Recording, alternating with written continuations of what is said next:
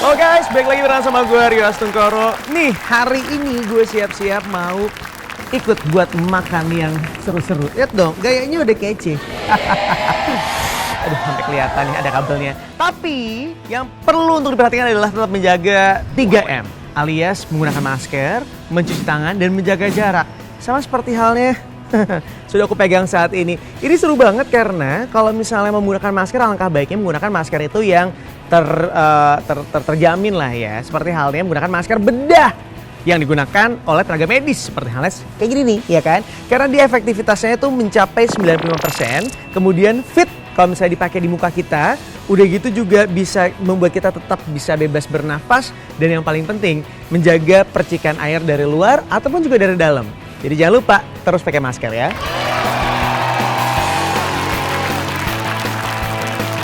Bener banget tuh Kak Aryo. Di masa pandemi kayak gini emang penting untuk kita saling mengingatkan. Jangankan kita yang masih awam. Pak Doni Monardo, Ketua Satuan Tugas Penanganan COVID-19, akhirnya kena juga tuh guys. Menurut pengakuan beliau, kenapa hasil tesnya positif? Karena sempat melepas masker ketika beberapa kali menghadiri acara makan bersama. Waduh, pelajaran buat kita nih guys. Semoga cepat sembuh ya Pak Doni. Semoga kita semua juga terlindungi dari penyebaran COVID-19.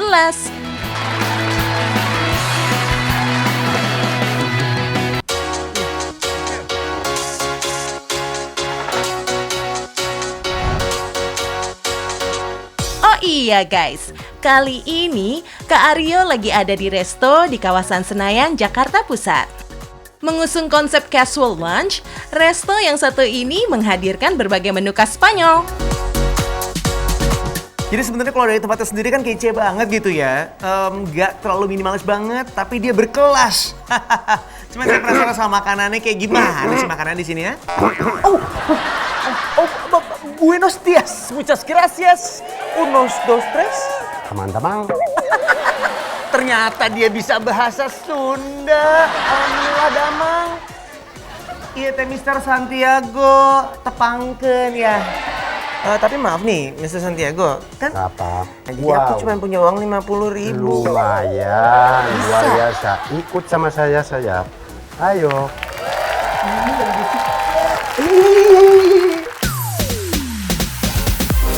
Doi nih yang punya resto. Mr. Santiago sudah menetap di Indonesia selama 21 tahun. Pantesan bahasa Indonesianya udah cas-cis-cus. Resto milik Mr. Santiago ini udah ada sejak tahun 2012 lalu guys. Menghadirkan nuansa industrial, minimalis but fancy, pengunjung bakalan diajak menjelajahi rasa khas negeri Matador. By the way, kamu tahu nggak sih kenapa Spanyol dijuluki sebagai negeri Matador?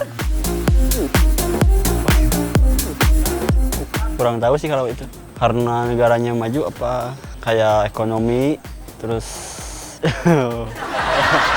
Karena di sana mungkin terkenal sama budayanya mungkin. Ya sepak bola terus kayak yang naik-naik banteng gitu tuh. Kalau Matador itu menurut saya itu karena mungkin ada adu banteng kali ya. Jadi sebutnya Matador gitu.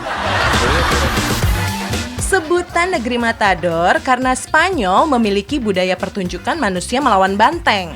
Orang yang melawan banteng itulah yang disebut Matador. Acara ini biasanya dilakukan antara pertengahan bulan Mei dan Juni.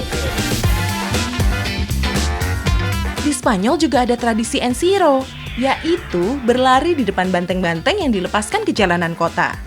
Untuk bisa mengikuti pertunjukan ini, hanya dilakukan oleh orang-orang ahli, yang disebut dengan torero. Namun pertunjukan ini sering mengundang protes guys, karena pasti memakan korban luka-luka, bahkan sampai ada yang tewas.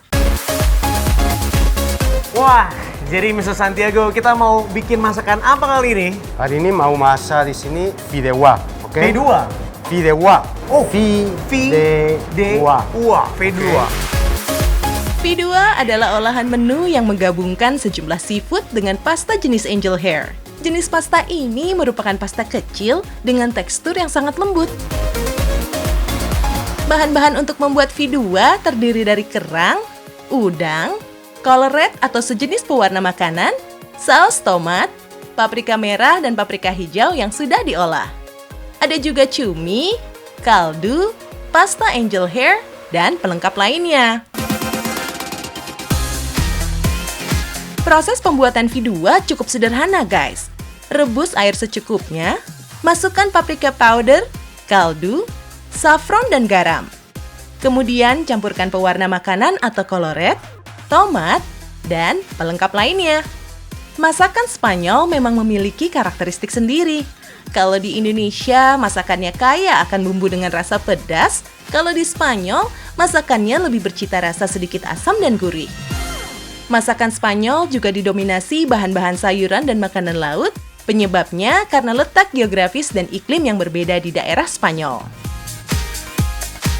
Orang Spanyol tidak pakai pepanas, dipakai garam untuk sedikit asin, sama dimasak pakai olive oil. Olive oil juga Olive oil. penting ya. So,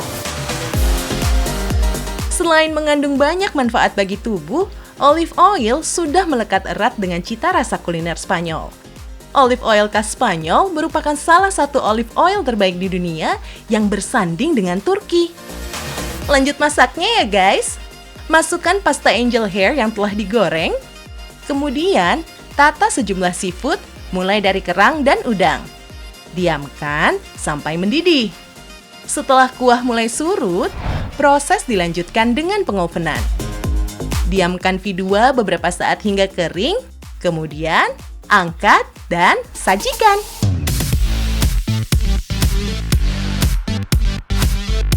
Next menu ada vegetable paella. Untuk yang satu ini merupakan campuran nasi khas Spanyol dengan sejumlah sayuran. Mulai dari jamur champignon, brokoli, terong ijo, asparagus, dengan paella. Sebutan paella digunakan untuk nama Spanish rice yang dicampurkan dengan tomat, cabai, dan bumbu khas lainnya. Ciri khas paella yaitu berwarna kuning yang muncul karena campuran bunga saffron. Untuk menu terakhir, ada yang namanya asparagus roll. Kombinasi udang, kulit pangsit, asparagus, mozzarella, garam, dan black pepper. Kuliner khas Spanyol memang gak seterkenal Italia. Tapi di balik proses dan bahan-bahan yang digunakan, ternyata makanan Spanyol cukup recommended. Perpaduan tiap bahan yang digunakan dengan cita rasa khasnya patut banget buat dicoba. Dia unik banget ya. Jadi rasanya tuh dia, kayak dibayangin itu, jadi ada rasa tomatnya, ada paprikanya, nyampur jadi satu.